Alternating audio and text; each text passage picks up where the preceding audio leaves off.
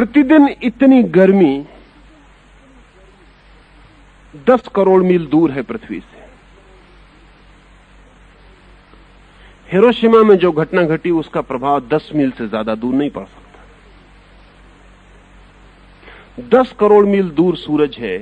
4 अरब वर्षों से तो वो हमें सब सारी गर्मी दे रहा है, फिर भी अभी रिक्त नहीं हुआ है। पर ये सूरज कुछ भी नहीं है, इससे महासूर्य है। ये सब तारे हैं जो आकाश के, और इन प्रत्येक तारों से अपनी व्यक्तिगत और निजी क्षमता की सक्रियता हम तक प्रवाहित होती है। एक बहुत बड़ा वैज्ञानिक जो अंतरिक्ष में फैलती ऊर्जाओं के संबंध में अध्ययन कर रहा है, गॉकलिन, उसका कहना है कि जितनी ऊर्जाएं हमें अनुभव में आ रही हैं, उनमें से हम 1% के संबंध में भी पूरा नहीं जानते। जब से हमने कृत्रिम उपग्रह छोड़े हैं पृथ्वी के बाहर, तब से उन्होंने हमें इतनी खबरें दी हैं कि हमारे पास न शब्द हैं उन खबरों को समझने के लिए, न हमारे पास विज्ञान है। और इतनी ऊर्जाएं, इतनी एनर्जी चारों तरफ बह रही होंगी, इसकी हमें कल्पना ही नहीं थी। इस संबंध में एक बात और ख्याल में ले लेनी जरूरी है। इस जगत में, जैसा मैंने कल कहा, लोग सोचते हैं कि ज्योतिष कोई विकसित होता हुआ विज्ञान है। मैंने आपसे कहा हालत उल्टी। ताजमहल अगर आपने देखा हो तो जमुना के उस पार कुछ दीवारें आपको उठी हुई दिखाई पड़ी होंगी।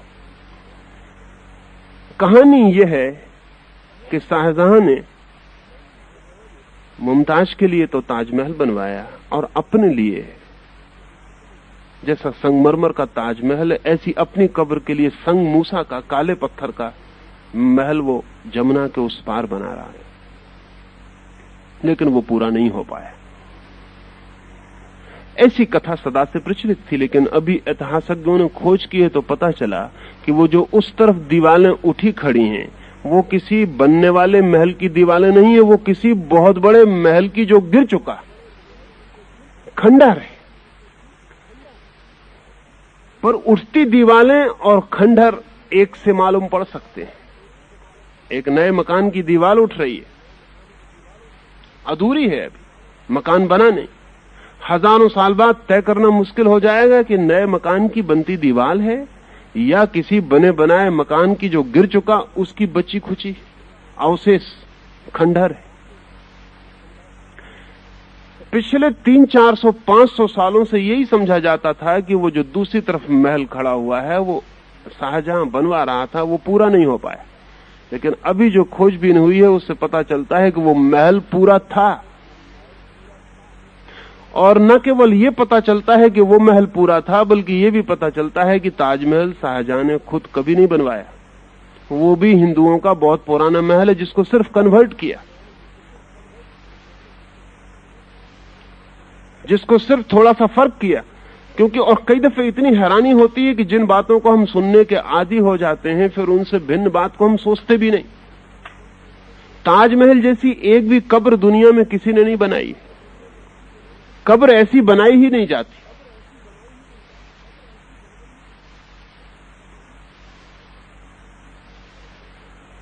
कब्र ऐसी बनाई ही नहीं जाती।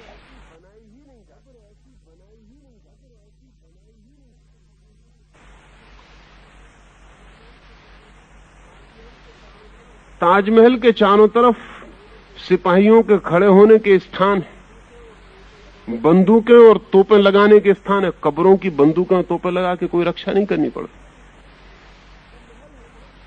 वो महल है पुराना, उसको सिर्फ कन्वर्ट किया गया है कब्र में।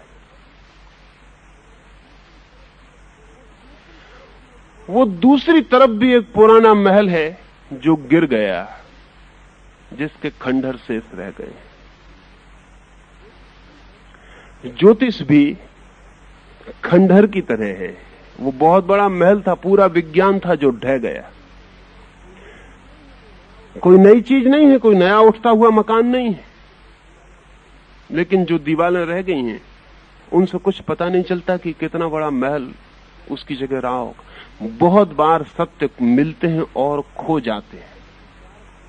अरिस्टिकारस नाम के एक यूनानी ने जीसस से 200-300 वर्ष पूर्व यह सत्य खोज निकाला था कि सूर्य केंद्र है, पृथ्वी केंद्र नहीं। अरिस्टिकारस का यह सूत्र हेलियोसेंट्रिक, सूरज केंद्र पर है, जीसस से 300 वर्ष पहले खोज निकाला। लेकिन जीसस के 100 वर्ष बाद टोलेमी ने इस सूत्र को उलट दिया और पृथ्वी को फिर केंद्र बना दिया। और फिर 2000 साल लग गए केपलर और कोपर्निकस को खोजने में वापस कि सूर्य केंद्र है, पृथ्वी केंद्र नहीं। 2000 साल तक अरिस्टिकारस का सत्य दबा पड़ा रहा।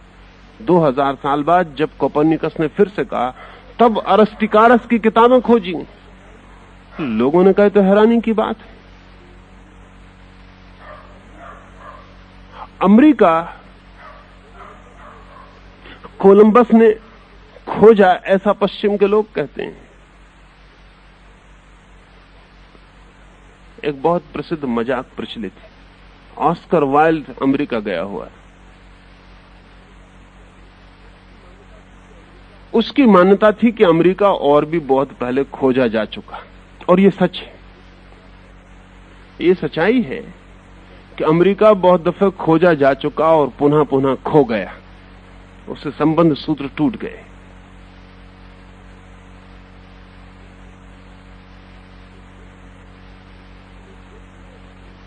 एक व्यक्ति ने ऑस्कर वाइल्ड को पूछा कि हम सुनते हैं कि आप कहते हैं अमेरिका पहले भी खोजा जा चुका है,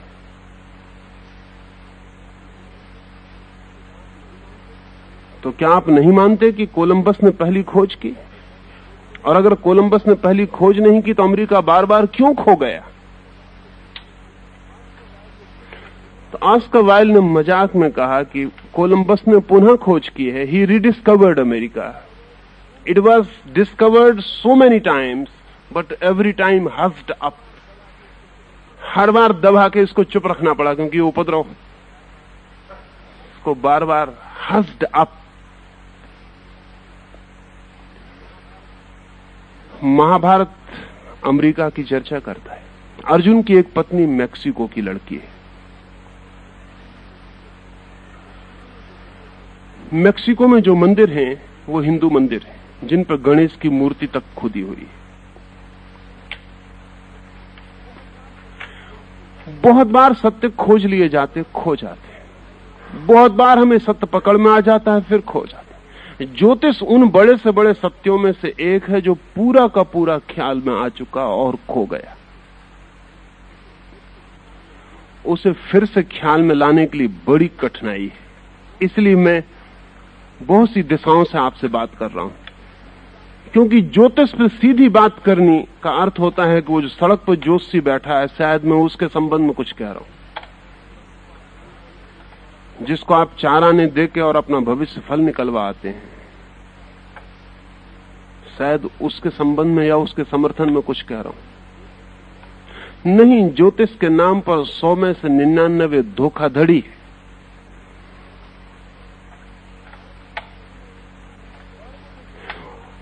और वो जो 100वां आदमी है 99 को छोड़ के उसे समझना बहुत मुश्किल है, क्योंकि वो कभी इतना डॉगमेटिक नहीं हो सकता कि कह दे कि ऐसा होगा ही, क्योंकि वो जानता है कि ज्योतिष बहुत बड़ी घटना है। इतनी बड़ी घटना है कि आदमी बहुत झिझक के ही वहां पैर रख सकता है।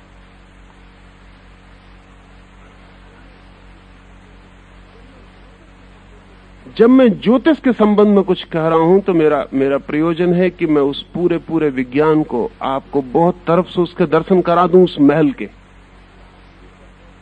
तो फिर आप भीतर बहुत आश्वस्त होकर प्रवेश कर सकें। और मैं जब ज्योतिष की बात कर रहा हूं तो ज्योतिषी की बात नहीं कर रहा हूं।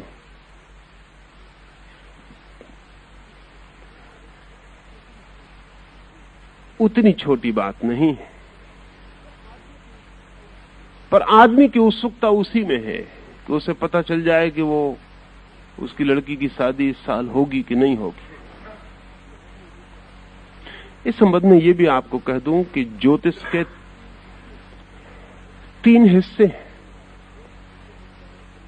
एक जिसे हम कहें अनिवार्य, इसेंशियल, जिसमें रत्ती भर फर्क नहीं होता, वही सर्वाधिक कठिन है उसे जानना। फिर उसके बाहर की परिधि है नॉन इसेंशियल, जिसमें सब परिवर्तन हो सकते हैं, मगर हम उसी को जानने को उत्सुक होते हैं। और उन दोनों के बीच में एक परिधि है सेमी इसेंशियल, अर्ध अनिवार्य, जिसमें जानने से परिवर्तन हो सकते हैं, ना जानने से कभी परिवर्तन नहीं होंगे। 3 हिस्से कर लें।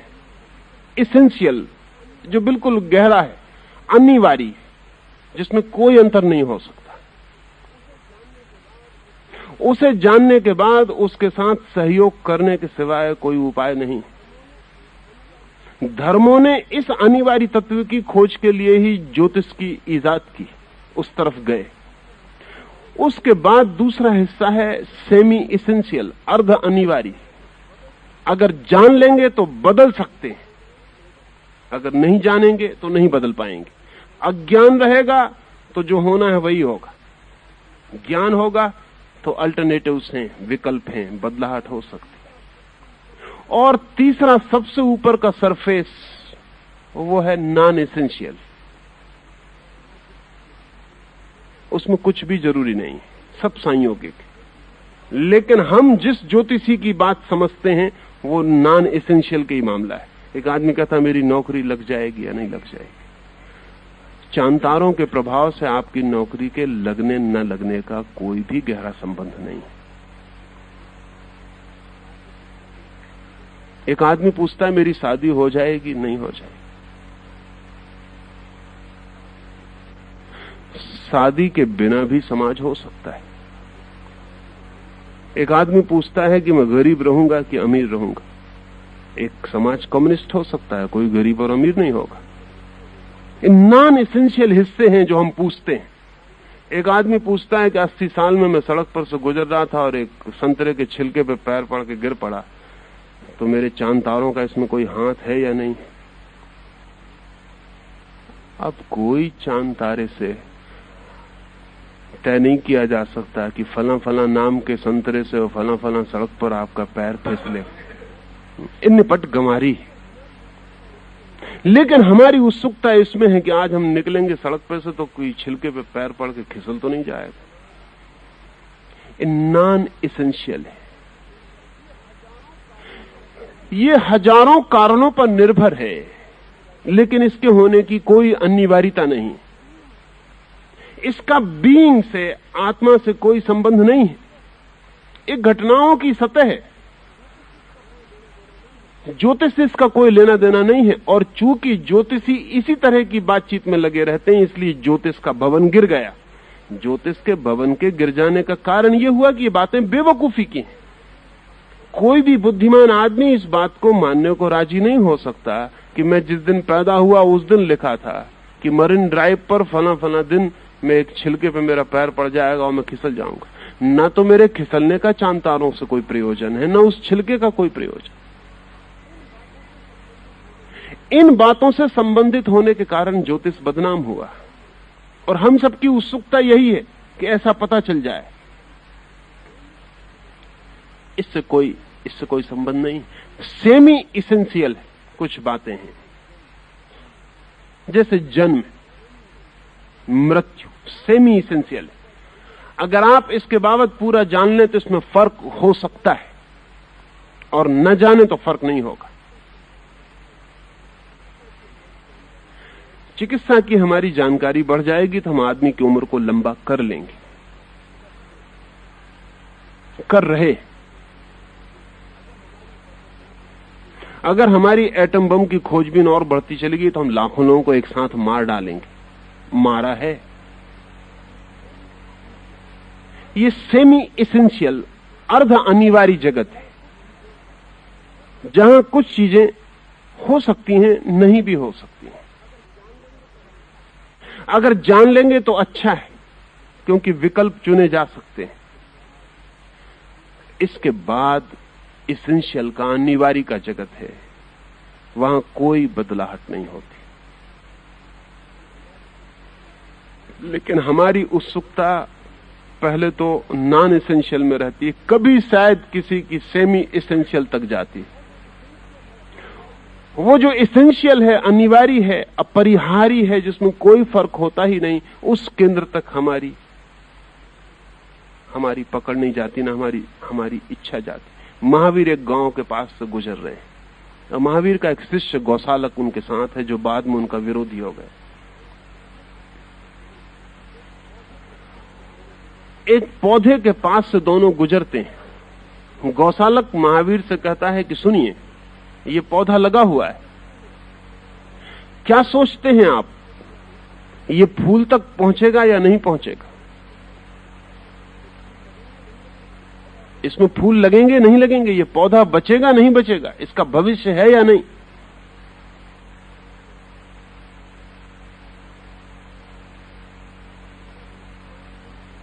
महावीर आंख बंद करके उसी पौधे के पास खड़े हो जाते। गौशालक पूछता है कि कहिए, आंख बंद करने से क्या होगा, टालिए मत। उसे पता भी नहीं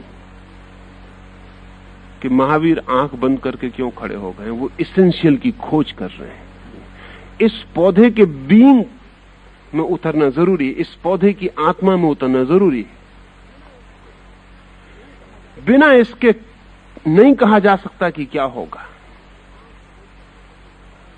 आंख खोलकर महावीर कहते हैं कि पौधा फूल तक पहुंचेगा।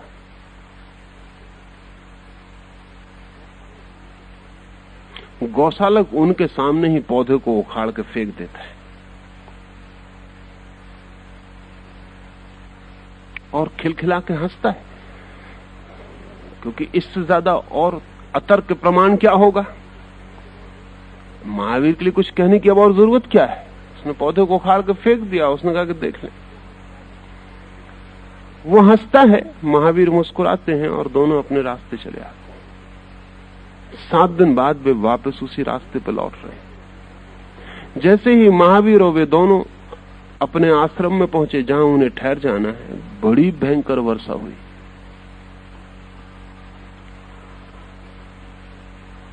सात दिन तक मूसलाधार पानी पड़ता रहा। 7 दिन तक निकल नहीं सके। फिर लौट रहे हैं।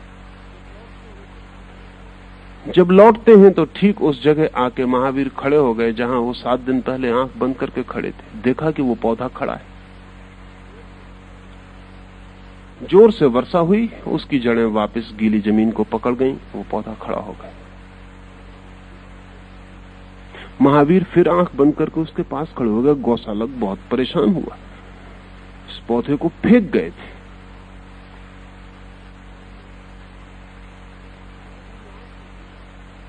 महावीर ने आंख खोली। गौशालक ने पूछा कि हैरानी, आश्चर्य, इस पौधे को हम उखाड़ के फेंक गए थे।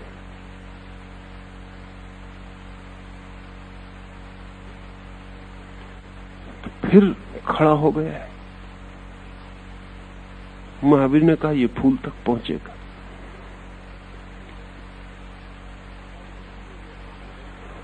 और इसीलिए मैं आंख बंद करके खड़े होकर इसे देखा। इसकी आंतरिक पोटेंशियलिटी, इसकी आंतरिक संभावना क्या है, इसके भीतर की स्थिति क्या है। तुम इसे बाहर से फेंक दोगे उठा के तो भी ये अपने पैर जमा के खड़ा हो सकेगा। ये कहीं आत्मघाती तो नहीं है, सुसाइडल इंस्टिंक्ट तो नहीं है इस पौधे में, कहीं ये मरने को उत्सुक तो नहीं है, अन्यथा तुम्हारा सहारा लेकर मर जाएगा। ये जीने को तत्पर है। अगर ये जीने को तत्पर है तो मैं जानता था कि तुम इसे उखाड़ कर फेंक दोगे। गौशालक ने कहा आप क्या कहते? महावीर ने कहा कि जब मैं इस पौधे को देख रहा था तब तुम भी पास खड़े थे और तुम भी दिखाई पड़ रहे थे, और मैं जानता था कि तुम इसे उखाड़ कर फेंकोगे। इसलिए ठीक से जान लेना जरूरी है कि पौधे की खड़े रहने की आंतरिक क्षमता कितनी है, इसके पास आत्मबल कितना है। ये कहीं मरने को तो उत्सुक नहीं है कि कोई भी बहाना लेके और मर जाए, तो तुम्हारा बहाना लेके भी मर सकता है, और अन्यथा तुम्हारा उखाड़ कर फेंका गया पौधा पुनः जड़ें पकड़ सकता है।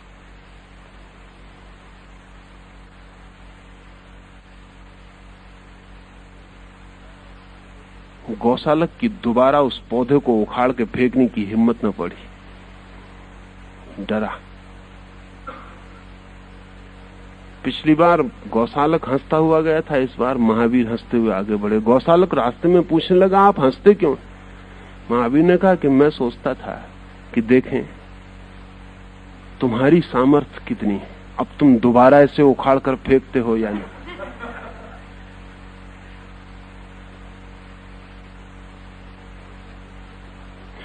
गौशालक ने पूछा कि आपको तो पता चल जाना चाहिए कि मैं उखाड़ कर फेंकूंगा या नहीं। तो महावीर ने कहा वो गैर अनिवार्य है, तुम उखाड़ के फेंक भी सकते हो, नहीं भी फेंक सकते हो। अनिवार्य ये था कि पौधा अभी जीना चाहता था, उसके पूरे प्राण जीना चाहते थे, वो अनिवार्य था, वो इसेंशियल था। ये तो गैर अनिवार्य है, तुम फेंक भी सकते हो, नहीं भी फेंक सकते, तुम पर निर्भर है।